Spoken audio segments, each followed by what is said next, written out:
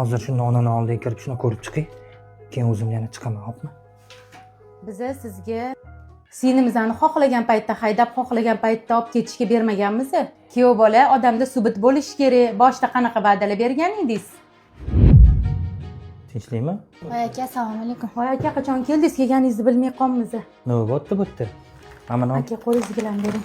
Kuyov yaxshimisiz? Rahmat. O'tiring bemalol. Kuyovlarni payg'ambarlar siylagan.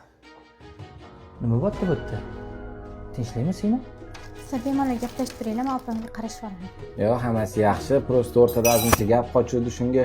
Nima, gap qochsa sirazi uyga haydab borish kerak deganimi? Senga kim ruxsat berdi men turganda gapirishga? Biz singlimizni qul qilib bermaganmiz-ku, qachon qayerga borishi, nima kiyishi, kim bilan uchrashi, hamma narsani taqiqlab qo'yar ekan. O'chir ovozingni olma senga. Kuyov, ming bor uzr. Ozgina tarbiya berishga adashgan ekanmiz. Qiyshiq qo'rg'ada nima deysan, to'g'rilimani sindirib qo'yishingiz mumkin. Yaxshi chiqsa aka. Bo'p turadi unaqa holat. Malika, bu yoqqa kelmabdi o'tir. Menga qara.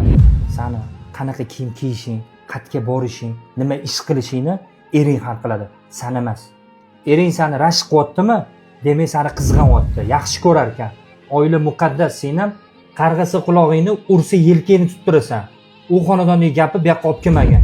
Tur narsalarni yig'ishtir. Mana ozgina ishlarim bor edi. Ilohim. Azroq.